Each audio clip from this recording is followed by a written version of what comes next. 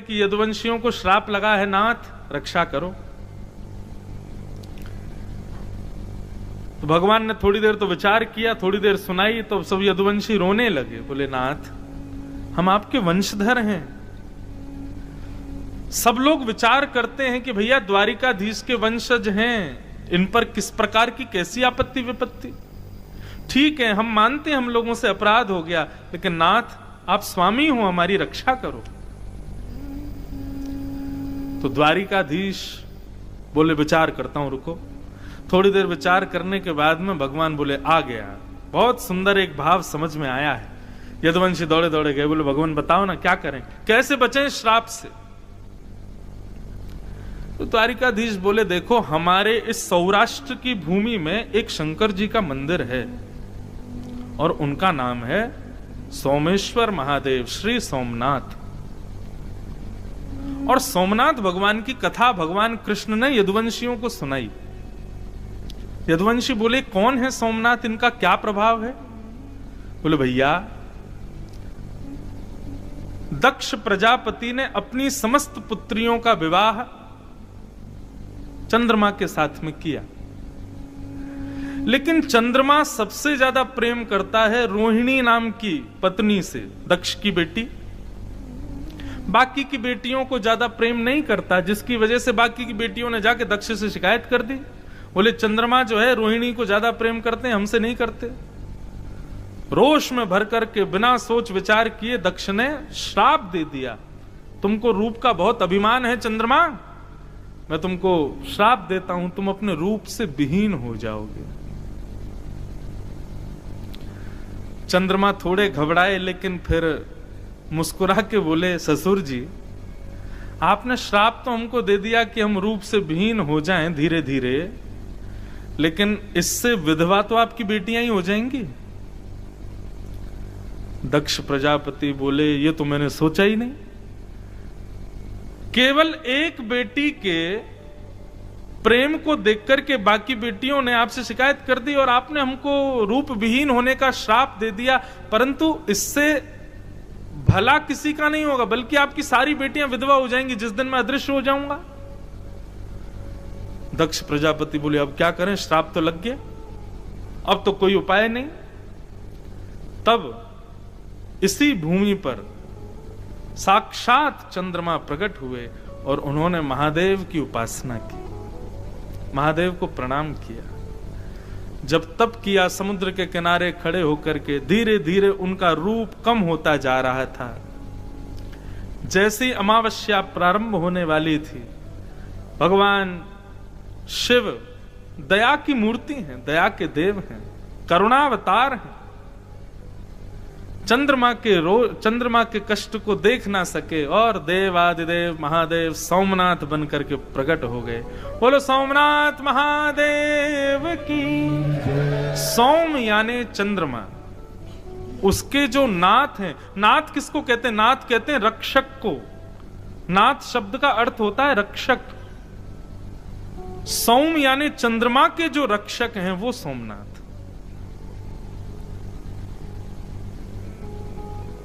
चंद्रमा के सामने प्रकट हो गए। बोले क्या बात है चंद्रमा, इतने दुखी क्यों हो। तब चंद्र ने चरणों में प्रणाम करके अपना भाव बताया। बोले मैं रूप विहीन होने के श्राप से शापित हूं महाराज, आप कृपा करो। महादेव ने कहा देखो भाई, श्राप को नकारा तो नहीं जा सकता, श्राप तो तुमको लगेगा, लेकिन तुम्हारी भक्ति से हम इतने प्रसन्न हैं, तुम्हारे भाव से इतने प्रसन्न हैं कि हम आशीष देते हैं कि 15 दिन आप अपने ससुर जी के शाप से शापित रहोगे, लेकिन उसके बाद 15 दिन के लिए हमारे आशीर्वाद से पुनः अपने रूप में प्रवृत्त हो जाओगे। श्राप तो लगेगा, लेकिन हमारा आशीर्वाद भी मिलेगा। तो एकम से लेकर के और अमावस्या तक चंद्रमा जो है वो श्राप में रहते हैं, लेकिन उसके बाद प्रारंभ होता है महादेव का आशीर्वाद और पुनः अपने रूप में आने लग जाते हैं। और पूर्णिमा के दिन पूर्ण चंद्राकार आकाश में चंद्रमा प्रवृत्त हो जाते हैं। ऐसे महादेव के प्रणाम करने से, ऐसे सोमनाथ भगवान को प्रणाम करने से चंद्रमा बन गए भगवान कृष्ण बोले हमें लगता है कि हमारे यदुवंशियों के श्राप को भी शायद महादेव इसी प्रकार किसी आशीर्वाद में बदल दें। तो भैया आप सब लोग यही कीजिए, द्वारिका से एक बढ़िया नाव करते। अच्छा, अब जो द्वारिका हम लोग जिसका दर्शन करते हैं, इसका निर्माण विश्वकर्मा ने किया, परंतु जो द्वारिका भगवान द्वारिकाधीश जिसमें विराजते थे वो ये नहीं थी। ऐसा बताते हैं कि द्वारिका तो समुद्र के भीतर थी। ठाकुर जी कभी कभी अपनी सभा करने के लिए इधर आया करते थे और यहां बैठकर के सभा करते थे। ऐसा बताते हैं कि ये सभागृह था भगवान का। मूल द्वारिका तो समुद्र में थी, समुद्र के बीच। तो भगवान ने कहा बढ़िया नाव बुलाओ और भाई एक काम करो, सारे यदुवंशी उस नाव में बैठ बैठ करके और सब लोग चलो कहां, सोमनाथ।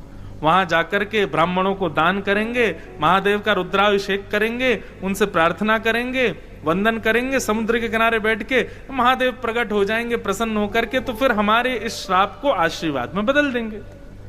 ये बात सुनते ही महाराज सारे यदुवंशी नाचने लगे, बोले जय हो द्वारिकाधीश की जय हो, आज द्वारिकाधीश ने आनंद करा दिया। परंतु बंधुओं, इस कथा में भगवान की एक चतुराई छुपी हुई है। ठाकुर जी ने सब यदुवंशियों से कहा कि चलो सोमनाथ, वहां जाकर के महादेव की अर्चना करेंगे। सब खुश हुए एक को छोड़ के, और वो एक कौन था? उद्धव, भगवान का प्रिय सखा उद्धव। वो भी यदुवंशी है। एक कोने में दूर बैठा बैठा भगवान को तिरछी नजर से देख रहा था। तिरछी नजर से भी ऐसी नजर से देख रहा था मानो चोरी पकड़ ली गई हो तब कोई देखता है, उस प्रकार देख रहा था। भगवान को ऐसे तिरछे कटाक्षों से देख रहा था। तो भगवान ने जैसे ही उद्धव को देखा तो भगवान भी सकुचाने लगे, कहीं इसको पता तो नहीं चल गया हमारा पूरा प्लान, कहीं ऐसा नहीं हो चौपट करा दे। सब यदुवंशी तो नाचने लगे, अब हम श्राप विहीन हो जाएंगे, अब हमारा श्राप चला जाएगा, सोमनाथ महादेव कृपा करेंगे। सब नाचने गाने लगे, सब जाने लगे। भगवान ने उद्धव को कहा, उद्धव तुम ऐसे क्यों देख रहे हो हमको? उद्धव बोला, मैं ये देख रहा हूं कि आप चतुर नहीं हो, आप चतुर शिरोमणि हो। हाँ, मैंने बहुत चतुर देखे लेकिन आप जैसा चतुर नहीं देखा। भगवान बोले, ऐसी बात क्यों कर रहे हो? उद्धव पास आया और पास आकर के सामने बैठ गया, बोले बता दूं आपकी चतुराई? भगवान बोले बताओ, हमने कुछ किया ही नहीं। अरे अपने यदुवंशियों की रक्षा कर रहे हैं। बोले रक्षा कर रहे हो आप? बोले जी। तब उद्धव ने कहा, भगवान ये श्राप लगना, सूतक लगना, पातक लगना, पुण्य होना, पाप होना, ये सब जितने भी हमारे पाप पुण्य पातक सूतक श्राप आदि ये जो भी क्रियाएं हैं, ये उनको लगती हैं जो ब्रह्मा की बनाई पृथ्वी पर रहते हैं। और आपकी ये द्वारिका नगरी ब्रह्मा ने नहीं बनाई है। इसका मतलब द्वारिका में रहने वाले प्रत्येक यदुवंशियों को भले ही संतों ने श्राप दिया हो, लेकिन यहां पर यह ब्रह्मा की भूमि नहीं है, इसलिए सूतक पातक श्राप इनका प्रभाव होता ही नहीं है।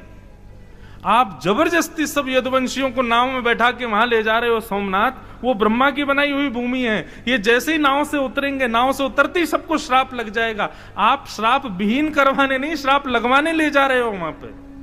भगवान ने तुरंत मुंह दबा दिया उद्धव का, बोले चुप, किसी से कहना मत इस बात को। समझ में आई बात? यदुवंशी सोमनाथ आकर के महादेव से श्राप विहीन होने के लिए थोड़ी आए थे, बल्कि उनको श्राप लगा ही यहीं आकर के। क्यों? क्योंकि जिस नगरी में वो रहते हैं वो ब्रह्मा ने बनाई नहीं है, वहां श्राप लग ही नहीं सकता। भगवान जानबूझ करके महादेव की सहायता लेने आए, बोले कि आप ही लगवाओ। क्यों? क्योंकि ठाकुर जी जानते हैं यदुवंशी मेरे जाने के बाद में पृथ्वी पर भार बन जाएंगे, इनको शाप लगना अति अनिवार्य है। तब उद्धव का मुंह बंद किया। भगवान ने बोले कि तुझको कैसे पता मेरी सब बातें? उद्धव बोला, आपका सखा हूं, और सखा का मतलब मित्र नहीं होता, सखा का मतलब केवल फ्रेंड नहीं होता। सखा का मतलब सह खादती सह खेलती, संग खावे संग खेले, संगी सब क्रिया करे, वो सखा है। मैं सब जानता हूं आपके मन की बात। और उद्धव ने कहा मैं ये भी जानता हूं आप सबको लेके जाओगे, मुझको नहीं लेके जाओगे, आप मुझको यहीं छोड़ के जाओगे। भगवान ने कहा मैं चाहता हूं कि मेरे बाद ये यदुवंशी सब श्राप से नष्ट हो जाएंगे, द्वारिका समुद्र में डूब जाएगी उद्धव, तब मेरी भक्ति की ध्वजा को लेकर के तुम पृथ्वी पर भ्रमण करना, इसलिए तुमको नहीं लेके जाऊंगा। और भगवान देखते ही देखते सब यदुवंशियों को लेकर के सोमनाथ आए, और जैसे ही नाव से उतर करके उन्होंने यहां अपने पैर रखे हैं, रखते ही, ये ब्रह्मा की भूमि है, संतों का सबका श्राप लगता चला गया। भले ही सबने जाकर के सोमनाथ महादेव से कहा हो कि हमारे श्राप को हमसे विहीन कर दीजिए, लेकिन भगवान कृष्ण ने भी कहा हो बोले बिल्कुल मत करना, लगे रहने दो, ये सब यदुवंशी हैं। और रही बात हमारे श्राप को विहीन करो, तो सोमनाथ महादेव ने किया। यहां आकर के वे सब वरदान मांगने आए थे कि हम सदा के लिए अजर अमर हो जाए, तो सोमनाथ महादेव ने ऐसा आशीर्वाद दिया, बोले देह अजर अमर नहीं होगा, लेकिन यदुवंशी और द्वारिकाधीश का नाम अजर अमर हो जाएगा, उनकी कीर्ति अजर अमर हो जाएगी। ऐसे महादेव के शरण में लाकर के हमारे द्वारिकाधीश ने यदुवंशियों को श्राप लगवाया। अच्छा एक बात और कहें, ये बड़ी गोपनीय कथा है, सब जगह कोई सुनाएगा भी नहीं और सुनने को मिलती भी नहीं। हमको भी किसी बहुत बड़े विद्वान ने बड़ी धीरे से सुनाई थी तो हमको मिल गई, तो आज सोमनाथ में आने का अवसर मिला तो हमने कही यहीं पर ये कथा का उद्घाटन किया जाए, इसको सुनाया जाए। तो ऐसे सोमनाथ हैं जो कि कृष्ण लीला के उपसंहार में सहायक बने। बंधुओं, दूसरी बात कहूं, हमसे जो भी अपराध बन जाते हैं भगवत सेवा में, भगवत प्रीति में, उन अपराधों से यदि विमुख होना है तो सोमनाथ जी का दर्शन जरूर करो। हमारे द्वारा बने हुए अपराध, उन अपराधों से मिलने वाले पापों से विमुक्त करते हैं श्री सोमनाथ जी, सोमेश्वर महादेव। और अभिषेक करें कि क्या सुनावें, क्या बोलें, कुछ नहीं, केवल दर्शन, दर्शन मात्र से आपके द्वारा बने हुए अपराध से आप विमुक्त हो जाओगे। ऐसी सोमनाथ भगवान के दर्शन की प्रधानता है। इसलिए भैया आपसे जो कोई भी अपराध बना हो, कभी भी ऐसा हो नहीं सकता किसी से कोई अपराध ना बनता हो, उन समस्त अपराधों को आज केंद्र में लीजिएगा और उन अपराधों को केंद्र में लेकर के फिर सोमेश्वर भगवान का दर्शन करना, और प्रण लीजिएगा कि आज के बाद हम ऐसा अपराध नहीं करेंगे, हम वचन देते हैं। इस भाव से आप जब सोमनाथ जी का दर्शन करोगे, आपके समस्त पापों को वो निवृत्त कर देंगे, समस्त अपराधों को वो क्षमा कर देंगे। ये सोमनाथ महादेव की अनुग्रह है, ये कृपा है, इसी के लिए वो विशेष रूप से यहां विराजमान है।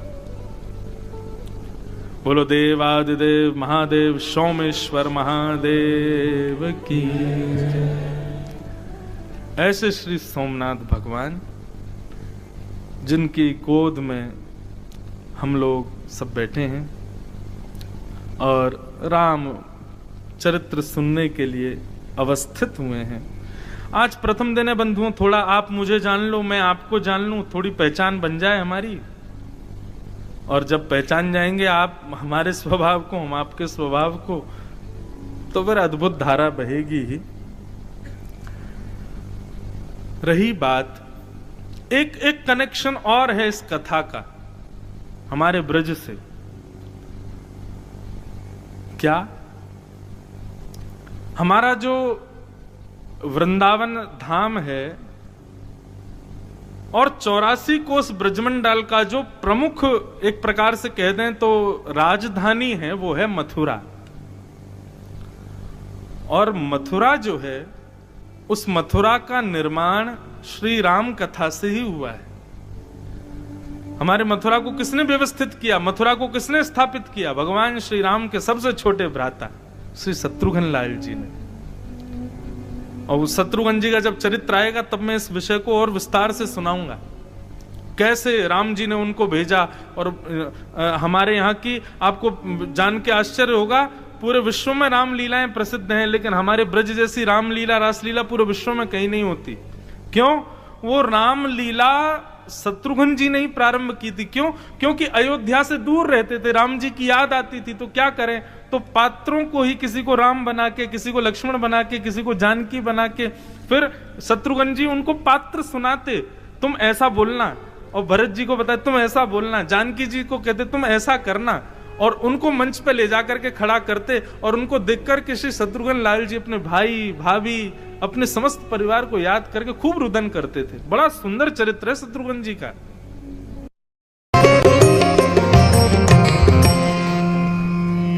हरिस्मृति सर्व विपद विमोक्षणम, हरिस्मृति से सारी विपत्ति अपने आप शांत हो जाती है। विपत्ति जीवन में ना आवे ऐसा कोई उपाय नहीं है बंधुओं।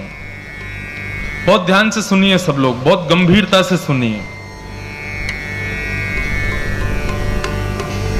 विपत्ति जीवन में ना आवे, हमारे जीवन में कभी कोई कष्ट ना आवे, ऐसा कोई उपाय ना तो किसी शास्त्र में वर्णित है, ना किसी पुराण में वर्णित है, कहीं भी नहीं है। और यदि आप ढूंढने के लिए जाओगे, ज्यादा अध्ययन करके प्रयास करोगे कि कुछ मिल जाए कि जिससे कोई संकट हमारे जीवन में ना आवे, तो एक ही उपाय है, केवल और केवल ठाकुर जी का नाम का आश्रय है। भगवत नाम आश्रित हो जाइए, बस वही एकमात्र उपाय, उसके अलावा कोई उपाय नहीं है। अब आप विचार करो, तुलसीदास जी ने रामचरितमानस की रचना की, और जिस हनुमान चालीसा को गा करके लोग पीड़ाओं से दूर हो जाते हैं, जिस हनुमान चालीसा को गा करके लोग अपने आपत्ति विपत्ति भूत पिशाच निकट नहीं आवे, महावीर जब नाम सुनावे, ऐसी हनुमान चालीसा की भी रचयिता कौन है? स्वयं श्री तुलसीदास जी। लेकिन तुलसीदास जी का जीवन चरित्र देखो, क्या उनके जीवन में विपत्ति नहीं थी? बहुत थी। कहां तक कहें, तो गोस्वामी तुलसीदास जी ने जिस समय मानस की रचना की, भारत में जितना विरोध तुलसीदास जी का हुआ उतना किसी का नहीं हुआ। बड़े बड़े विद्वान भी ये कहते थे कि बताओ, ये कोई साधारण सी गांव की भाषा में और इसने राम जी के चरित्र को लिख दिया, ये कोई ग्रंथ है, इसको स्वीकार नहीं करेंगे हम।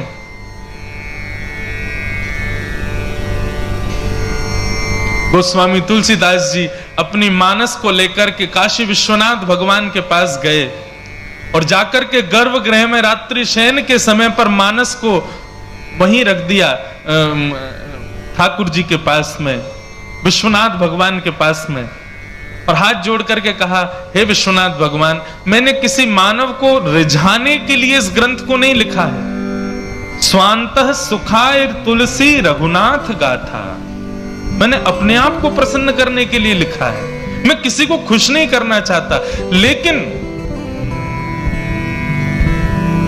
अपनी प्रसन्नता के लिए मैं चाहता हूं कि आप एक बार स्वीकृति प्रदान कर दें कि मैंने जो रचना की है ये उचित है कि नहीं। मेरी कोई काबिलियत नहीं कि मैं लिख सकूं, लेकिन फिर भी मेरे अंदर जो जो भाव आते गए मैं लिखता गया हूं। कोई एक सिग्नेचर तो हो जाए गुरुदेव का कि हाँ तुमने जो भी लिखा सब सही है, तो एक बार आप स्वीकार कर लेंगे तो मैं मान जाऊंगा। विद्वान तो कोई इसको स्वीकार कर ही नहीं रहा है। ऐसा कहकर के तुलसीदास जी चले गए। रात्रि में मानस जी विश्वनाथ भगवान के पास में रखी रही, ऐसा कहते हैं। और भी जितने भी हमारे धर्म ग्रंथ के धर्म शास्त्रों के ग्रंथ हैं वो भी रखे।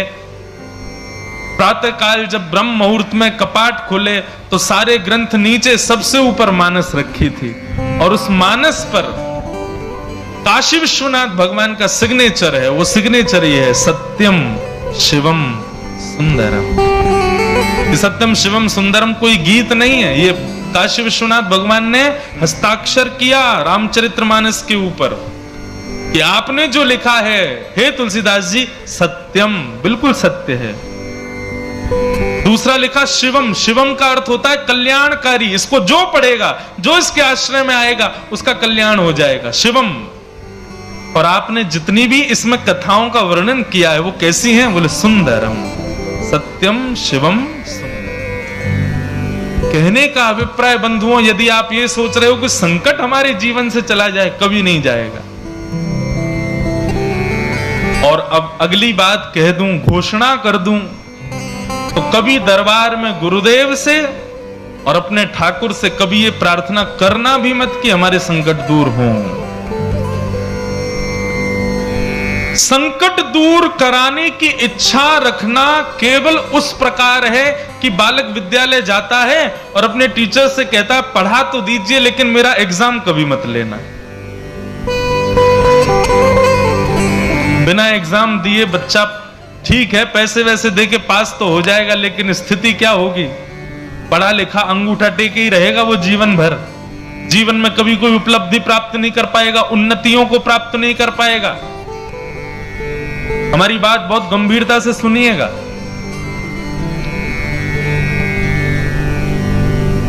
ठाकुर जी से कभी प्रार्थना मत करो कि संकट दूर हो।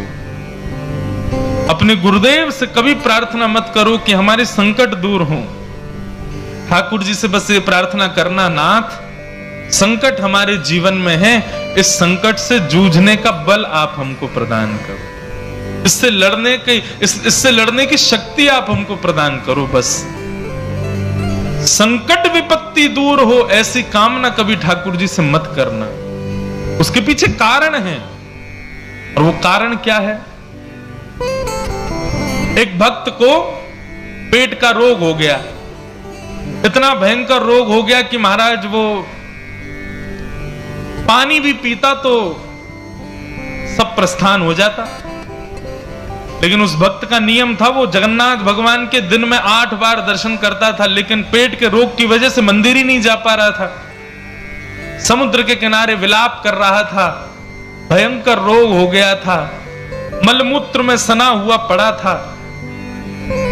तभी जगन्नाथ भगवान प्रकट हो गए और प्रकट होकर के उसके अंग पर लगे हुए मलमूत्र को ठाकुर जी अपने हाथ से पोंछने लगे।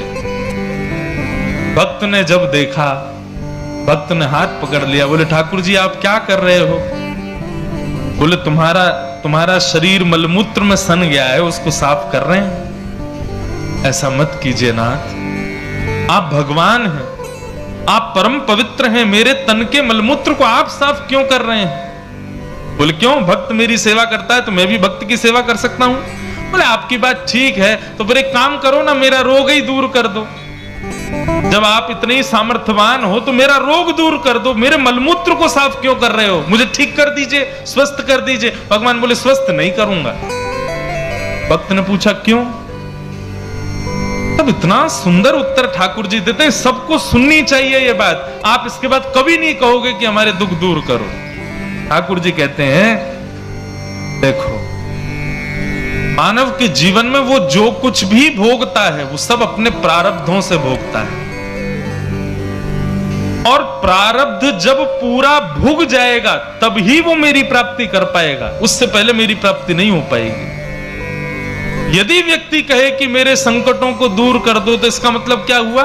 उसके प्रारब्ध से जो उसको भोगना था वो नहीं भोगा, और यदि वो नहीं भोगेगा तो मेरी प्राप्ति नहीं हो पाएगी। भगवान कहते हैं अभी यदि मैंने तुम्हारा रोग ठीक कर दिया तो प्रारब्ध तुम्हारा इकट्ठा रहेगा, आज नहीं तो कल, कल नहीं तो अगले जन्म में भोगने के लिए तुमको आना पड़ेगा, क्योंकि ये तो संसार का नियम है। जब तक हमारे पाप पुण्य दोनों हम भोग नहीं लेंगे तब तक हमको वैकुंठ नहीं मिलेगा। जब दोनों शून्य नहीं हो जाएंगे तब तक ठाकुर जी नहीं मिलेंगे। और इसको शून्य यदि करना है तो आपको अपना प्रारब्ध भोगना तो पड़ेगा। इसलिए ठाकुर जी कहते हैं प्रार्थना ये करो कि बल मिले, ये मत करो कि दुख दूर हो, संकट दूर हो। स्वामी विवेकानंद तो कहते हैं कि यदि किसी व्यक्ति के जीवन में संकट नहीं आते तो ऐसा व्यक्ति विचार करे कि वो वास्तव में जी रहा है कि नहीं जी रहा है। और मैं तो अपनी कथाओं में कहा करता हूं, किसी के जीवन में संकट आ जाए ना तो थोड़ा सा मुस्कुरा जाना। क्यों?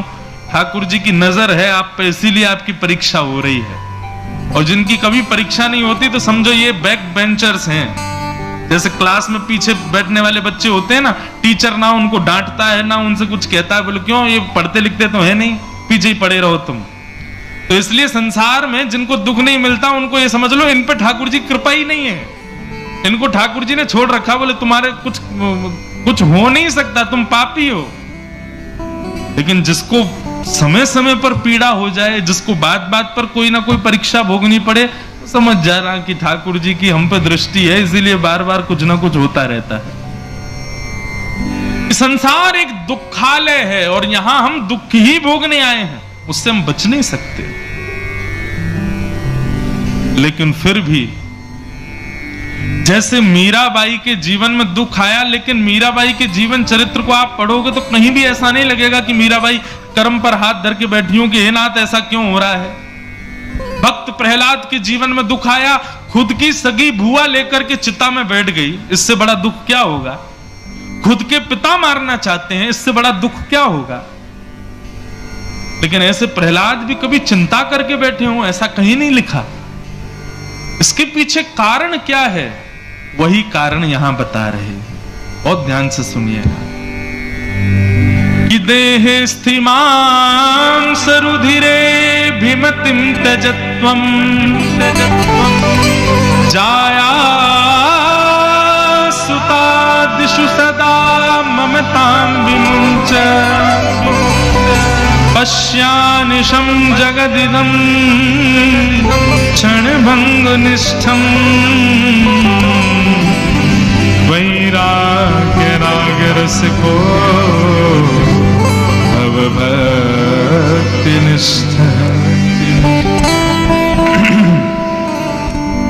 बहुत ध्यान से सुनो।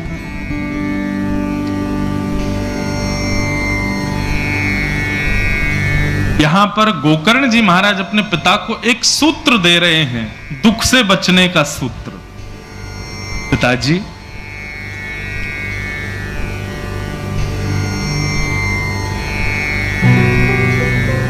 दुख से कैसे निवृत्त हुआ जाए। तो कहते हैं दुख जीवन में आने के दो कारण होते हैं, पहली तो अहमता और दूसरी ममता। पहला दुख का कारण है अहमता और दूसरा दुख का कारण है ममता। बहुत सावधानी से सुनो, पानी सबके पास आ जाएगा, आप लोग यहां देख के कथा सुनो। आप लोग वहां पानी वाले उनको देखने लग जाते हैं तो मेरे को प्यास लगने लगती है, तो आप इधर ही देखो, कथा सुनो। दुख के दो कारण हैं, इसको अपने हृदय पटल में लिख लीजिएगा। पहला दुख का कारण है अहमता और दूसरा दुख का कारण है ममता। अहमता किसको कहते हैं? अहमता कहते हैं अभिमान को। अहमता सदैव खुद में होती है और ममता सदैव दूसरों में होती है। ये दो ही दुख के कारण हैं। यदि व्यक्ति इन दोनों से बच जाए तो उसको कभी दुख का अनुभव नहीं होगा। पहली बात तो पिताजी अहमता का त्याग करें। हम अभिमान करते हैं, किस चीज का अभिमान? मैं सुंदर हूं, मैं अच्छा गाता हूं, मैं अच्छा नाचता हूं, मैं अच्छा बोलता हूं, मैंने ये किया, मैंने इतने पैसे कमाए, मैं ऐसी जगह जॉब करता हूं, मेरे पास ये गाड़ी, मेरी पत्नी ऐसी, मेरे बच्चे ऐसे, मेरा परिवार ऐसा, मैं ऐसा। रूप का अभिमान, बुद्धि का अभिमान, यौवन का अभिमान, घर का अभिमान, संपत्ति का अभिमान, पुत्र पुत्री का अभिमान, पत्नी का अभिमान, परिवार का अभिमान, जाति का अभिमान, ये सारे अभिमान दुख के कारण होते हैं।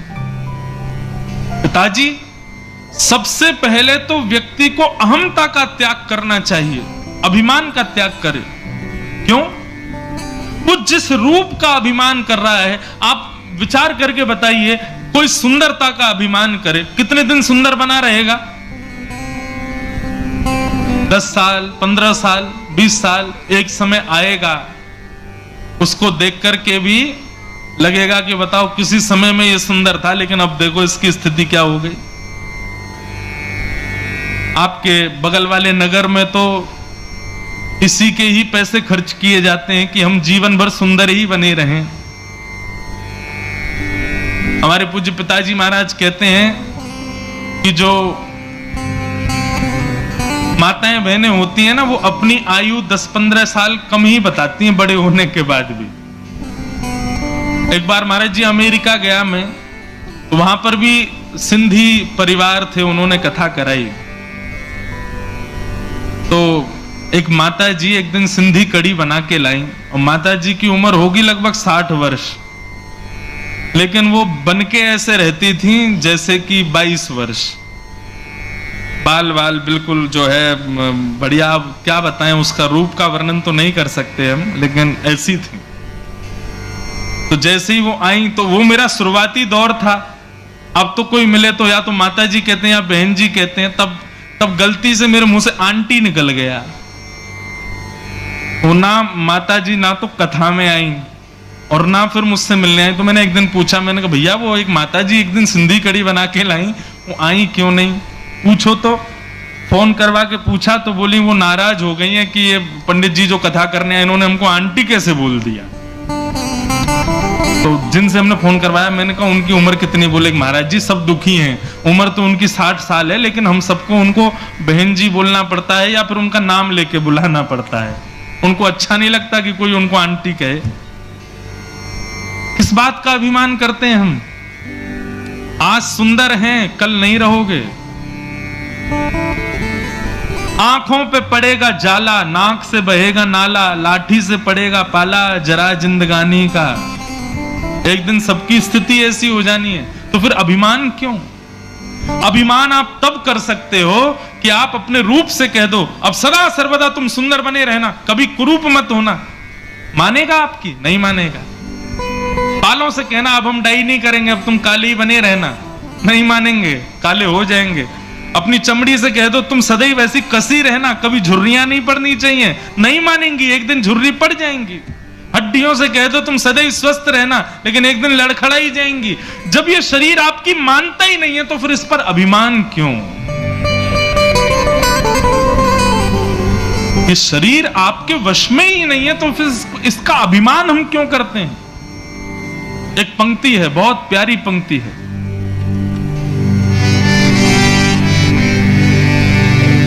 देने वाले ने दिया, वह भी दिया किस शान से, मेरा है यह लेने वाला, कह उठा अभिमान से, मैं नहीं मेरा नहीं, यह तन किसी का है दिया, जो भी अपने पास है यह धन किसी का है दिया, हमारा नहीं है, ठाकुर जी ने हमको दिया है। एक बात बताएं, ये मानव क्यों बनाया भगवान ने? मौका दिया है हमको 84 लाख योनियों से बचने के लिए, पापों से निवृत्त होने के लिए। हमने अपने पूर्व जन्म में जितने पाप किए हैं, जितने दुष्कर्म किए हैं, जितने दूषित कर्म किए हैं, उन सब से निवृत्त होने का ये मौका मिला है कि हम लोग मानव बने हैं। कुकर, सूकर, चींटी, छिपकली आदि ये सारी योनियां हैं, ये सब अपने पाप की वजह से इन योनियों में पड़े हैं, लेकिन हम मानव हैं, इसका मतलब हमको मौका मिला है, बच जाओ, संभल जाओ। ठाकुर जी की बड़ी कृपा है कि तुम मानव हो, तुम कीर्तन कर सकते हो, भजन कर सकते हो, वृंदावन जा सकते हो, कथा सुन सकते हो, सत्कर्म कर सकते हो, लोगों की सहायता कर सकते हो, परोपकार कर सकते हो। ये कोई नहीं कर सकता, केवल मानव कर सकता है। मानव को कभी अपने ऊपर अभिमान नहीं। हाँ, ठाकुर जी ने मुझे मानव बनाया, इसका स्वाभिमान करो और इससे सेवा करो, अभिमान नहीं। पिताजी यदि सुखी रहना है जीवन में, सबसे पहले अभिमान का त्याग करो, अहंता। अभिमान करने का अधिकार तब है जब कोई वस्तु आपके वश में है, जब आप खुद ही अपने वश में नहीं हो। उल्लासनगर में हमारे पूज्य पिताजी की एक दो बार कथा हो चुकी है, 93, 94 में, शायद 93 में 3 बार, और दास का जन्म 96 का है, तो उससे पहले पिताजी उल्लासनगर आ चुके हैं। उल्लासनगर का मुझे स्मृति में नहीं है, लेकिन एक परिवार है, शायद वो आए, उनको पता चले तो।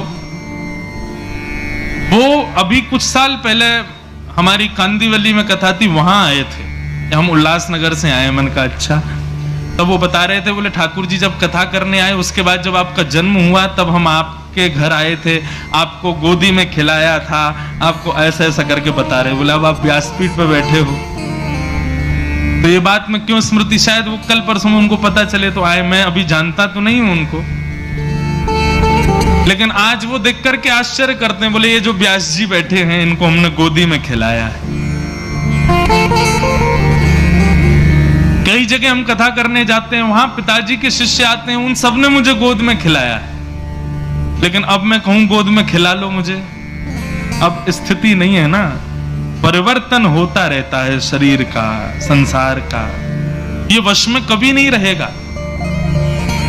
हमारे पूज्य पिताजी कहते हैं कि हर क्षण में हम लोग अपनी मृत्यु के पास जा रहे हैं। ये परिवर्तन हमारे अंग प्रत्यंगों का, शरीर का, बुद्धि का, मन का, ये इस बात का प्रतीक है कि तुम और मैच्योर नहीं हो रहे हो और मृत्यु के समीप जा रहे हो। हर क्षण हम मृत्यु के पास जा रहे हैं। जैसा मैं आज हूं वैसा कल नहीं था, जैसा आज हूं वैसा कल नहीं रहूंगा, और जैसा कल रहूंगा वैसा 10 साल बाद भी नहीं रहूंगा। हर समय बदलता रहूंगा मैं। तो जो परिवर्तनशील शरीर है उस पर अभिमान क्यों करना? इससे अहंता का त्याग करो, अभिमान छोड़ो। और दूसरा पिताजी काम करना है, यदि सुखी रहना है तो शरीर के जितने संबंधी हैं उनमें जो ममता है उस ममता का त्याग करो। कई लोग होते हैं उनको खुद में अभिमान नहीं होता, लेकिन अपने बच्चे पर बड़ा उनको गौरव होता है, बड़ा ममता होती है उसके प्रति। संसार में कोई अपना नहीं है बंधु, ये सब केवल व्यवहार मात्र है। यही तो संसार है कि वो जन्मा है इसलिए हमारा पुत्र है, हमारी पुत्री है, हमारी पत्नी है, हमारे बच्चे हैं, हमारा परिवार है, हमारा खानदान है, लेकिन कोई अपना नहीं है। सूरदास जी कहते हैं, उस पद की केवल भावार्थ समझिएगा, क्या कहते हैं सूरदास जी। जा दिन मन पंछी उड़ जाए, जा दिन मन पंछी उड़ जाए, ता दिन तेरे तन तरुवर के सब ही पात झड़ जाई हैं, ता दिन तेरे तन तरुवर के सब ही पात झड़ जाई हैं, जा दिन मन पंछी उड़ जाए, जा दिन मन पंछी। जिस दिन हमारे भीतर बैठी जो आत्मा है वो उड़ गई, जब हंस अकेला उड़ जाएगा, खाली पिंजरा पड़ा रह जाएगा, कुछ नहीं बचेगा। स्वयं से अहंता का त्याग और अपनों से ममता का त्याग। सूरदास जी उसी पंक्ति में आगे कहते हैं, पत्नी हाथ पकड़ करके 7 फेरे लेती है, और 7 फेरों में क्या कहती है, हम 7 जन्म तक साथ रहेंगे, अगले जन्म में भी मैं आपकी पत्नी बन के आऊंगी, आप मेरे पति बन के आना, आदि आदि जो भी नियम होते हैं। जिनके ब्याह हो गए उनको पता होगा। लेकिन सूरदास जी कहते हैं, जा प्रियतम सो प्रीत घनेरी, सो देख डर जई है,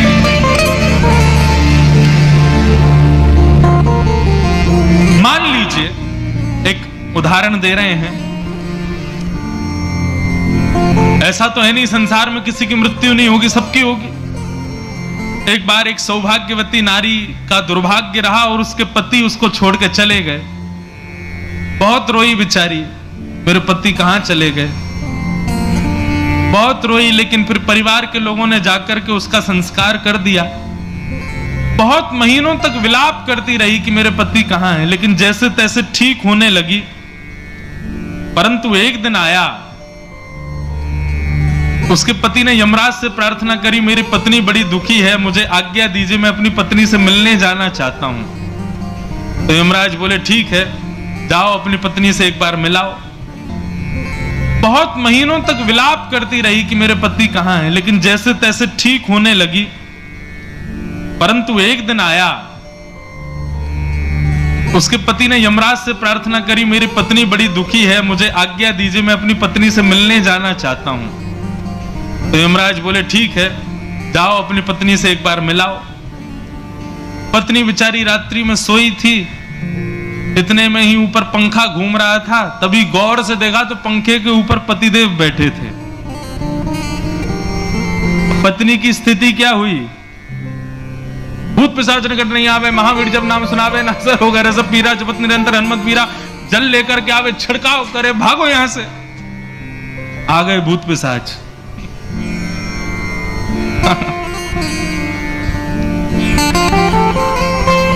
पत्नी घबरा गई उसको देख करके, पंडित जी के पास गई, महाराज मेरे घर में आकर के कुछ करिए।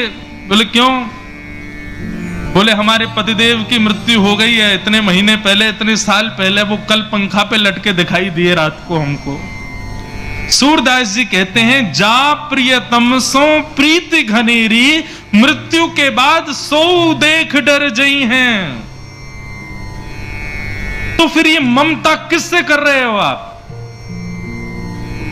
मृत्यु होने के बाद पत्नी, बच्चे, खानदान, परिवार सब रो भले ही रहे हैं, लेकिन यदि आप दोबारा उठ के बैठ गए ना तो सब भाग जाएंगे वहां से, क्योंकि उस समय भय लगता है कि अब तो ये चला गया, अब नहीं आ सकता। और यदि चमत्कार से आ भी गए तो सब भय के मारे भाग जाएंगे।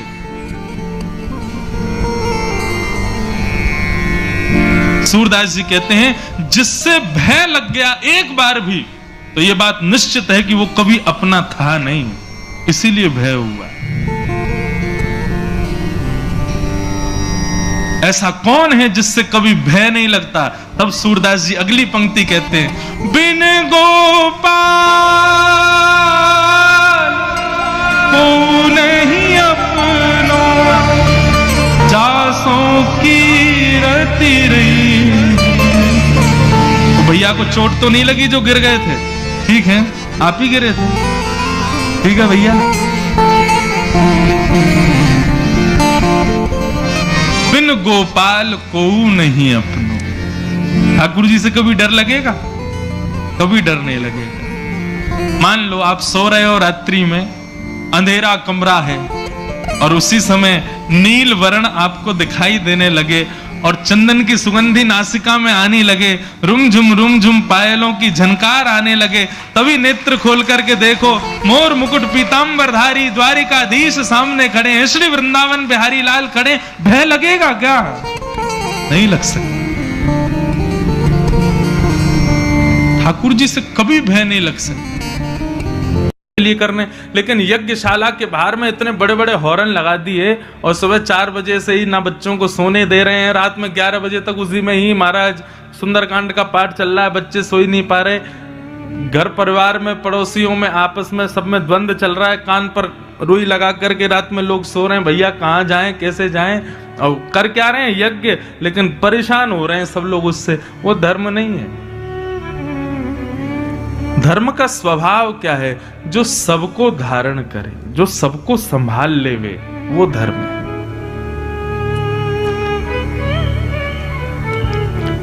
श्रीमद् भागवत इसलिए सर्वोपरि है क्योंकि श्रीमद् भागवत के प्रारंभिक श्लोक में, पहले श्लोक में ऐसी बात कह दी श्री वेदव्यास जी ने जिससे सब लोग संभल गए।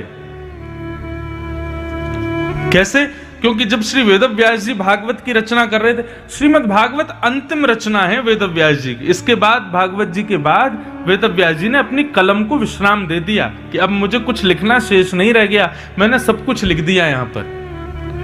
तो जब भागवत की रचना कर रहे थे तो 33 कोटि देवता आकाश में खड़े हो गए और सब में होड़ लगी है कि वेद व्यास जी किसको प्रणाम करेंगे सबसे पहले।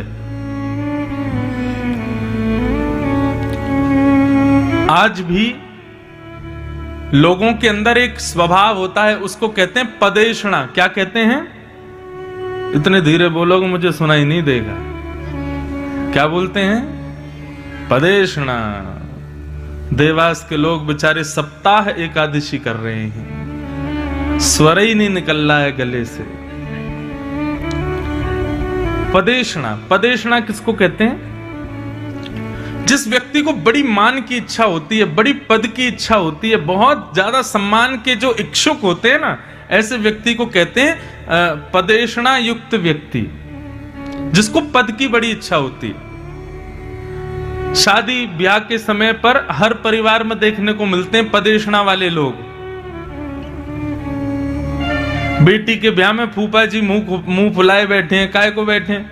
मुझसे कोई पूछे ही नहीं रहा है, मुझसे किसी ने पूछा ही नहीं। फूफा जी आपने वो गुलाब जामुन खाया? मुझसे किसी ने पूछा ही नहीं, मुझे किसी ने दिया ही नहीं। ये पूछ के जो बहुत ज्यादा आदी होते हैं कि बात बात उनसे पूछो, इनको कहते हैं पदेशणा वाले लोग। ये पदेशणा लगभग सब में होती है। लेकिन एक बात कहूं बंधुओं,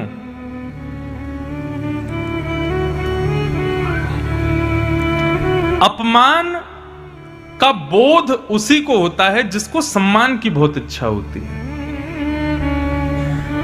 जिसको बहुत सम्मान का जो प्यासा होता है ना, अपमान उसी का सबसे ज्यादा होता है। और जिसको सम्मान की बिल्कुल इच्छा नहीं होती ना, ऐसे व्यक्ति का जबरदस्ती अपमान कर दिया जाए तो भी उसको कुछ पता नहीं चलता कि मेरा अपमान हुआ है। इसलिए सदैव ना सम रहो, समत्व में रहो, ज्यादा सम्मान की इच्छा मत रखा करो। और आप लोग तो विशेष रूप से, क्योंकि महाकाल की नगरी के पास ही आप लोग रहते हो। ये महादेव हैं। भरी सभा में दक्ष प्रजापति अपमान कर देता है, फिर भी सहन करते हैं। इसीलिए बाकी सब देव हैं और ये महादेव हैं। महादेव क्यों हैं? क्योंकि महादेव सम्मान के इच्छुक नहीं है और अपमान से उन पर कोई फर्क भी नहीं पड़ता है, इसीलिए वो महादेव हैं। ऐसा कहते हैं भगवान शिव ने विष पिया, वो नीलकंठ हैं। वास्तव में विष क्या है? अपमान ही विष है। हम आप सब लोग जो ये अपने देवताओं से सीखना चाहिए, अपने देवताओं के देवत्व से सीखना चाहिए।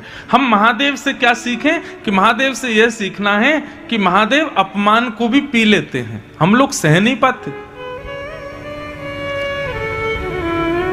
अपमान को जो सहन करे वो महादेव है। तो सारे देवताओं में होड़ लगी है कि भागवत की रचना हो रही है, सबसे पहले किसका वंदन किया जाएगा, किसको नमन किया जाएगा। वेद व्यास जी महाराज जब कलम से लिख रहे थे पहला श्लोक भागवत का, मनी मन विचार कर रहे थे बहुत बड़ा युद्ध होने वाला है। क्यों? सारे देवता आपस में होड़ लगाए बैठे हैं, वेद व्यास जी किसका नाम पहले लिखेंगे, किसको वंदना पहले करेंगे, और मैंने यदि किसी एक को वंदन किया तो बाकी सब रूठ जाएंगे मेरे से। गणेश जी बोले मुझे पहले वंदन करेंगे, मैंने आदि कई सारे ग्रंथ लिखने में सहायता की है वेद व्यास जी की। सरस्वती बोली ये मुझे पहले वंदन करेंगे क्योंकि इनके पास जितना भी ज्ञान है वो मेरी कृपा है इनके ऊपर। नारायण बोले मुझे पहले वंदन करेंगे क्योंकि बद्री विशाल में ही लिखे हैं सारे ग्रंथ, और बद्री विशाल नारायण की भूमि है। सब देवताओं में होड़ लगी है, परंतु श्री वेद व्यास जी महाराज अपने प्रथम श्लोक को लिखते लिखते लिखते लिखते अंत में किसको वंदन करते हैं? सत्यम परम धीमहि। इस संसार में, इन तीनों लोकों में, इस भुवन में जो कोई भी परम सत्य है मैं उसको वंदन करता हूं। आहा, प्रथम भाव ही ऐसा कह दिया कि एक दूसरे का मुंह देखने लगे देवता। बोले किसको वंदन किया इन्होंने?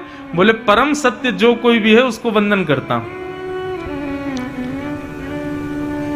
ये प्रथम श्लोक ही भागवत की गरिमा को इतना ऊंचा पहुंचा देता है।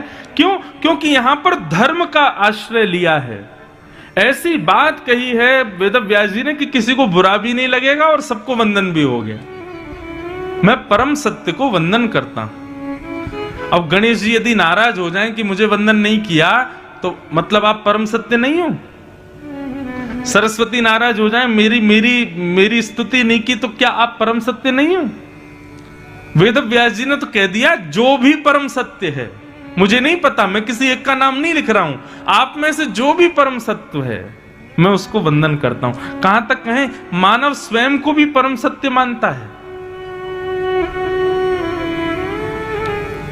सबको वंदन किया, इसीलिए कहते हैं नमोस्तुते व्यास विशाल बुद्धे। व्यास जी की बुद्धि को हम प्रणाम करते हैं। क्यों? क्योंकि वो ज्ञान युक्त नहीं है, विवेक युक्त है। विवेक युक्त, इसलिए भागवत ग्रंथ सबसे श्रेष्ठ है। क्योंकि यहां पर ऐसे विवेक युक्त वक्ता ने इसकी रचना की है, वेदव्यास जी महाराज। तो प्रथम श्लोक में परम सत्य को वंदन किया। श्रीमद् भागवत के द्वितीय श्लोक में 4 बातें बताई गई: विषय, अधिकारी, संबंध और प्रयोजन। भागवत का विषय क्या है, भागवत का अधिकारी कौन है, भागवत का संबंध क्या है और भागवत का प्रयोजन क्या है। बहुत ध्यान से सुनिएगा। ये जो सप्ताह क्लास यहां पर अभी प्रारंभ हो रही है ना, उसके सारे रूल्स एंड रेगुलेशंस बताए जा रहे हैं। पहली बात, भागवत का विषय क्या है? तो धर्म प्रोजित कैतवोत्र परमो। सुनने वाले के हृदय में परम धर्म का बीज बो देना, ये भागवत का विषय है। बहुत ध्यान से सुनिए सब लोग, सावधानतया श्रुणु। भागवत का विषय है सुनने वाले के हृदय में परम धर्म का बीज बो देना। आप कहोगे महाराज जी अभी थोड़ी देर पहले आप धर्म समझा रहे थे, अब एक नया शब्द ले आए हो, परम धर्म। परम धर्म किसे कहते हैं? बहुत बहुत सीधी सादी डेफिनेशन है परम धर्म की। धर्म और परम धर्म में अंतर केवल इतना है, धर्म किसके लिए? धर्म किया जाता है देह के लिए, और परम धर्म किया जाता है आत्मा के लिए। सुबह उठना, स्नान करना, पूजा करके अपने दफ्तर चले जाना, अपने दुकान पर जाना, अपने बिजनेस को शुरू करना, अपनी जॉब करना, मान प्रतिष्ठा यश वैभव करना, प्राप्त करना, निष्ठा से कर्म करना, ये सब धर्म के अंतर्गत आ जाते हैं। यहां पर फल किसको मिल रहा है? आपके देह को मिल रहा है। जहां पर देह की प्रसन्नता का भाव रखा जाए वो धर्म है, परंतु जहां पर आत्म कल्याण की भावना रखी जाए, आत्मा की कल्याण की भावना रखी जाए, वो परम धर्म है। अच्छा आप बताओ, कथा सुनना धर्म है कि परम धर्म है? क्या है? धर्म है। आधे बोल रहे हैं धर्म, आधे कह रहे हैं परम धर्म। इसीलिए तो बार बार कहता हूं सावधानी से सुनो। एक बार एक व्यास जी की कथा हुई। कथा क्या हुई? एक महात्मा रहते थे गांव के बाहर, तो गांव के लोगों ने इच्छा व्यक्त की कि भाई कथा होनी चाहिए हमारे गांव में। किससे कराएंगे? बोले एक महात्मा रहते हैं बाहर कुटिया पे, उनसे प्रार्थना कर देते हैं। सारे गांव के लोग गए महात्मा जी से जाके, बोले महात्मा जी हमारे यहाँ कथा सुना दीजिए गांव में। बोले ठीक है, क्या व्यवस्था रहेगी? बोले बढ़िया पंडाल बनाएंगे, सबके बैठने की व्यवस्था करेंगे, सबके प्रसाद की व्यवस्था रखेंगे, आप तो बस आके कथा सुनाओ। महात्मा जी बोले ठीक है, परंतु मैं एक प्रश्न पूछूंगा आते ही, यदि उसका उत्तर आप लोगों ने दे दिया तो मैं कथा सुनाऊंगा। गांव वाले बोले जो आज्ञा, आप प्रश्न करना, हम उत्तर देंगे। पहले दिन की बात, व्यास जी आए मंच पर आकर के और महात्मा ने सबसे आकर के पूछा, हाँ भाई कथा सुनोगे? बोले जी महाराज जी तैयार हैं। बोले पहले मेरे प्रश्न का उत्तर दो। गांववासी बोले महाराज जी प्रश्न कीजिए। तो महाराज जी ने प्रश्न किया, क्या भगवान है? गांव के लोग बोले हाँ महाराज जी भगवान तो हैं, भगवान हैं इसीलिए तो हम लोग कथा सुनना चाहते हैं, और भगवान हैं इसीलिए उनको और जानने के लिए हम सब लोग इकट्ठे हुए हैं। भगवान तो हैं। व्यास जी ने अपना कमंडल उठाया, उठ करके चले गए, जाके सीधे अपनी कुटिया में जाके बैठ गए। गांव के लोग बोले भैया क्या हो गया? प्रश्न पूछा था हमने तो सही उत्तर दिया, व्यास जी चले क्यों गए? बोले जाके पूछो। सारे गांववासी दौड़े दौड़े गए, जाकर के व्यास जी के चरणों में प्रणाम किया। बोले महाराज जी आपने कथा नहीं सुनाई। बोले मैंने प्रश्न पूछा, तुम लोगों ने उत्तर दिया, तो फिर मुझे लगा कि अब कुछ सुनाना शेष नहीं है। मैंने पूछा भगवान है, तुमने कहा हाँ है, तो जिसके बारे में तुम जानते ही हो कि वो है, तो फिर मैं क्या बताऊं? जब तुम लोग जानते ही हो कि भगवान है, तो फिर उसमें मैं एक्स्ट्रा क्या सुनाऊं तुमको? अरे महाराज जी ऐसी बात मत करो, हमने बहुत पैसा लगा के पंडाल बनाया, कथा तो सुना दो। ठीक है कल सुनाऊंगा, लेकिन मैं फिर से प्रश्न करूंगा, उत्तर देना पड़ेगा। सब लोग बोले ठीक है महाराज जी देंगे। दूसरे दिन व्यास जी आए, आकर के सीधा मंच पे बोले कथा सुननी है? बोले जी महाराज जी। बोले प्रश्न का उत्तर दो। बोले प्रश्न कीजिए भगवान। बोले बताओ भगवान है? गांव वाले बोले नहीं है। कौन भगवान? भगवान हम नहीं जानते किसी भगवान को, कोई भगवान नहीं है महाराज, आप तो कथा सुनाओ, भगवान है ही नहीं। महाराज जी ने अपना कमंडल उठाया, उतर करके फिर से अपनी कुटिया में चले गए। सारे गांववासी दौड़े दौड़े गए, बोले भैया ये क्या चल रहा है? बोले कथा तो इन्हीं से सुननी है, बहुत ऊंचे महात्मा है। सबने जाके बोला महाराज जी आपने आज भी कथा नहीं सुनाई। बोले मैंने प्रश्न किया था भगवान है, और तुम लोग बोले नहीं है। अब जो है ही नहीं उसके बारे में मैं तुमको क्या बताऊं? तुम लोग जब जानते हो कि वो नहीं है, तो फिर मैं क्यों कहूं उसके बारे में? गांव के लोग बोले ऊंचे महात्मा है, पहुंचे हुए हैं, इस कथा तो इन्हीं से सुननी है।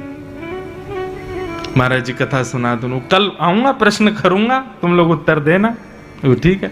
गांव के लोगों ने रात में कहा भाई सुनो, आधे आधे बट जाओ, कल ये पूछेंगे भगवान है तो आधे बोलना है, आधे बोलना नहीं है। तब तो इनको सामंजस्य बैठवाना पड़ेगा और फिर ये कथा सुनाएंगे। तीसरे दिन व्यास जी मंच पर आए, आकर के बोले हाँ भाई प्रश्न का उत्तर दो, भगवान है? तो आधे बोले हैं, आधे बोले नहीं है, आधे बोले हैं, आधे बोले नहीं है। है नहीं है, है नहीं है, गांव वाले लड़ने लगे। व्यास जी उठ के चले गए कुटिया में।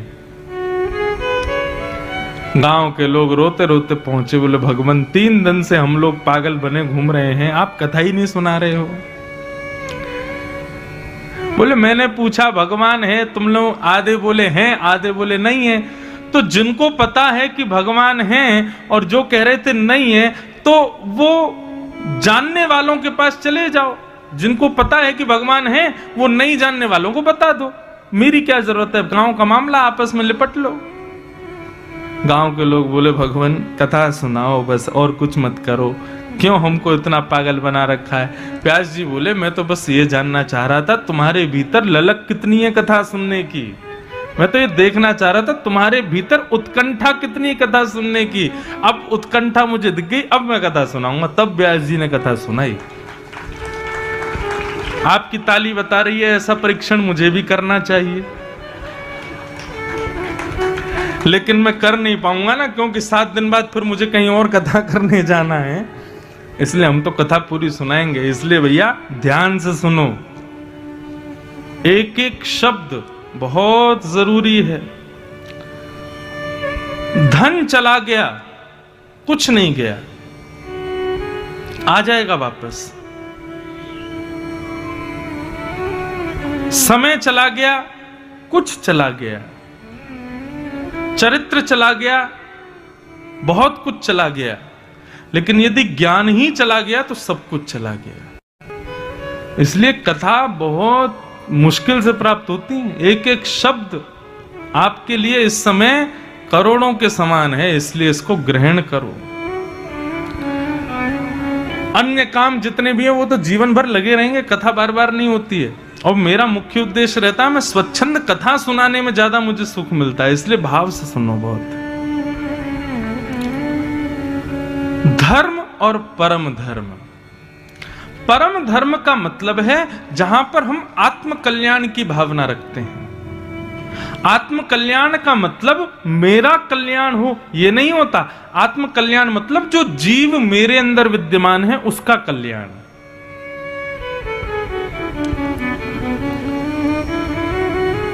आज जो जीव मेरे अंदर बैठा है वो कुछ वर्षों पहले किसी और के अंदर था, उससे पहले किसी और के अंदर था, उससे पहले किसी और के अंदर था। ये मेरे देह को सौभाग्य मिला कि वो जीव मेरे अंदर आया।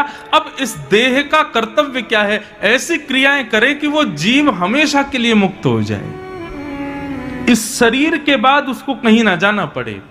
ये हमारा मुख्य कर्तव्य होता है। इसीलिए हम लोग कथा आदि के माध्यम से ऐसी भावना बताते हैं, भाई ऐसे कर्म करो, ऐसी क्रियाएं करो, ऐसा सब कुछ करो कि आपका अच्छा रिकॉर्ड हो जाए ब्रह्मा जी की लिस्ट में। फिर आपके भीतर जो जीव है वो सदा सर्वदा के लिए मुक्त हो जाए।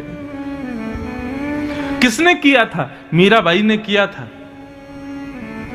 उनके भीतर जो जीव विद्यमान था उसका ऐसा संबंध ठाकुर जी से कराया, मीराबाई आज तक लोगों की प्रेरणा की स्रोत बनी हुई हैं।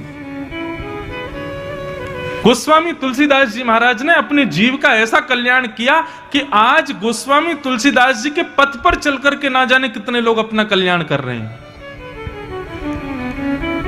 हम आप सब लोग भी इसी कारण से यहां बैठे हैं, ताकि हम में से ही कोई मीरा जैसा भक्त निकले। हम में से ही कोई, कितने साल हो गए सुनने में ही नहीं आया कोई मीराबाई जैसा, कोई तुलसीदास जैसा, कोई कुम्मनदास जैसा, कोई सूरदास जैसा कोई भक्त हुआ हो।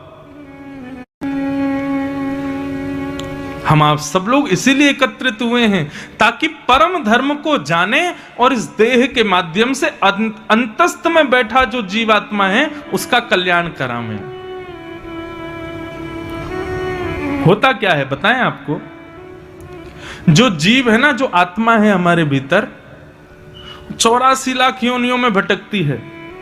कितने? 84 लाख।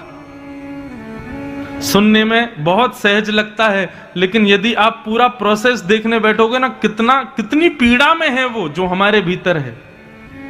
कभी छिपकली के गर्भ में गया था, कभी चींटी के गर्भ में गया था, कभी कुकर सूकर के गर्भ में गया था, कभी शेर के गर्भ में गया था, कभी हाथी के गर्भ में गया था। अब हम तो फिर भी मानव हैं, सोच समझ के खाते पीते हैं। ये सारे जीव जंतु तो कुछ भी खा जाते हैं। उस पेट में बैठे हुए जीव को कितना कष्ट होता है हर बार जन्म लेने में। अब वो भगवान के पास जाता है और जाकर के कहता, एक बार मुझे मानव बना दीजिए भगवान, मैं इतने अच्छे काम करूंगा, मैं इतना अच्छा भजन करूंगा, मैं इतना सब कुछ करूंगा कि आपको दोबारा मुझे सृष्टि में भेजना ही नहीं पड़ेगा। तब भगवान लोन के रूप में, लोन समझ रहे हैं, ऋण जो बैंक हमें देती है, उस लोन के रूप में जीव को मानव बनाते हैं। पंच तत्वों को बुलाते हैं, पृथ्वी, जल, तेज, वायु, आकाश।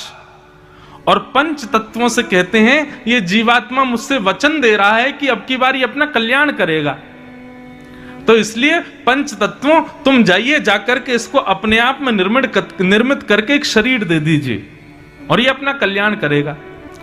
पंच तत्व जो हैं वो ऋण के रूप में, लोन के रूप में उसको एक देह देते हैं जो हम सब लोगों को मिला है। और ऋण चुकता कैसे है, लोन चुकाना कैसे है? कथा में जाकर के, गंगा स्नान करके, यमुना जी का दर्शन करके, बिहारी जी दर्शन करके, महाकाल भगवान को प्रणाम करके, संतों की सेवा करके, ब्राह्मणों की सेवा करके, असहाय लोगों की सेवाएं करके, समाज का कल्याण करके हमारे देह से जो भी परोपकार होते हैं ना, इसका मतलब हमारे देह में पंच तत्व जो हैं उनके ऋण से हम उऋण हो रहे हैं। लेकिन जो लोग इनमें से कुछ भी नहीं करते, गंदा खाते हैं, गंदा पीते हैं, गंदी जगह जाते हैं, सारे उल्टे सीधे काम करते हैं, देह से केवल भोग भोगते हैं, ऐश करना, नाचना गाना, उल्टे सीधे काम करना ही केवल देह इसके लिए प्रयोग करते हैं, ऐसे लोगों का ऋण इतना हो जाता है, इतना हो जाता है कि जब उस व्यक्ति की मृत्यु होती है ना, पंच तत्व उसकी शिकायत करते हैं भगवान से। बोले भगवान आपने तो कहा था कि ये हमको मुक्त करेगा, आपने तो कहा था कि ये हम लोगों के ऋण से उऋण होगा, लेकिन इसने तो बहुत गलत काम किए नीचे जाके। तब ठाकुर जी उन पंच तत्वों से पूछते हैं, बताओ इसको क्या दंड देना चाहिए। तब पंच तत्व कहते हैं जितना इसने हमें सताया, जितना इसने हमारे साथ दुराचार किया है, उतना ही दुराचरण इसके साथ होना चाहिए। फिर उसको नरक भेजा जाता है, नरक से फिर वो दोबारा 84 लाख योनियों में भटकता है, और भटकता भटकता भटकता फिर रोता हुआ भगवान के पास जाता, अब की बार मानव बना दो भगवान। भगवान कहते नहीं, अभी और भटक तू। तब बहुत दिनों बाद ठाकुर जी उसकी सुनते हैं, फिर उसको मानव बनाते हैं। इसलिए भैया ये मानव देह जो मिला है, ये अंतिम मौका होता है। इसके बाद ना जाने क्या हम गति पहुंचने वाले, कहां हमारा जन्म होने वाला, कोई पता नहीं। इसलिए जितना कल्याण हो सके इसी जन्म में, इसी जीवन में अपना कर लो। उस आत्मा को परम तत्व में विलीन करा लो, जितना हो सके सदमार्गगामी हो जाओ अपने एक जन्म। अच्छा एक बात बताऊं, व्यक्ति का अंतिम जन्म है पृथ्वी पर, इस बात का प्रमाण क्या होता है पता है? यदि किसी व्यक्ति के अंदर बहुत अच्छे स्वभाव दिख रहे हों, उसको कभी क्रोध ना आता हो, वो कभी किसी का बुरा ना चाहता हो, कभी किसी पर रोष ना करता हो, उसके अंदर सारे अच्छाइयां ही अच्छाइयां दिखती हों, ऐसा व्यक्ति समझ लेना उसका अंतिम जन्म है। लेकिन संसार का कोई भी दुर्गुण यदि हमारे भीतर है तो समझना अभी बेटा बहुत लंबी साइकिल चलने वाली है। व्यक्ति सद्गुण युक्त यदि हो जाए, समझ लेना उसका अंतिम जन्म है, अब नहीं आने वाला वो दुनिया में। ऐसा शास्त्रों में वर्णन है, जिसका स्वभाव मधुर हो जाए, जिसकी वाणी मधुर हो जाए, जो सबका हित चाहने लगे, उसका कोई अपमान करे फिर भी उसको बुरा ना लगता हो, जो सबसे मित्रता रखता हो, सबके प्रति सुहृद भाव रखता हो, ऐसा व्यक्ति समझ लेना कि उसका अंतिम जन्म है ये। बस इसके बाद आना नहीं है उसको इस संसार में कभी। इसलिए भैया ये भागवत की जो कथा है, इन सुंदर मार्गों पर चल करके अपने, मैंने कल भी निवेदन किया था, आज भी निवेदन करूंगा, अपने दुर्गुणों को डायरी में लिख के पॉकेट में 24 घंटे रखो। एक बार को 2500 की नोट भूल जाओ घर पे ठीक है, लेकिन डायरी रहनी चाहिए, और दिन में 5 बार उसको पढ़ो। अपने दुर्गुणों को जितना बार देखोगे उतनी जल्दी दुर्गुण नष्ट होगा। वास्तव में दुर्गुण रहता क्यों है हमारे भीतर पता है? क्योंकि दुर्गुण को हम छुपाते हैं। हमारे ठाकुर जी क्या बजाते हैं? वंशी बजाते हैं। क्यों? तबला क्यों नहीं बजाते? सितार क्यों नहीं बजाते? हारमोनियम क्यों नहीं बजाते? कन्हैया वंशी क्यों बजाते हैं? वंशी पोली होती है। अब पोला होना ये सद्गुण नहीं है, ये दुर्गुण है। वंशी में 6 छिद्र होते हैं, छेद होते हैं, ये छिद्र होना ये सद्गुण नहीं है, दुर्गुण है। परंतु वंशी को ठाकुर जी ने स्वीकार क्यों किया? क्योंकि अपने दुर्गुणों को छुपाया नहीं, वंशी ने प्रकट कर दिया। अब तबला, वो भैया तबला बजा रहे हैं हमारे, अब ये तबला जो है ये अंदर से पोला होता है, लेकिन छुपा के रखता है खुद को कि मैं पोला हूं। जितने भी साज होते हैं वो साज अपने पोलेपन को, अपने दुर्गुणता को छुपाते हैं, तब उनमें से स्वर निकलता है। परंतु वंशी अपने पोलेपन को प्रकट करती है। इसलिए ठाकुर जी कहते हैं इसने अपना दुर्गुण नहीं छुपाया, इसलिए इसको अपने अधरों पर निवास दूंगा मैं। व्यक्ति जब जैसा है वैसा ठाकुर जी के सन्मुख प्रस्तुत होता है ना, तब ठाकुर जी उसको स्वीकार करते हैं। अपने दुर्गुणों को स्वीकार करके उनको सगुण बनाने के लिए ही भागवत की कथा सुनी जाती है। तो भागवत का विषय क्या है? परम धर्म, यानी कि आत्म कल्याण का भाव रखना।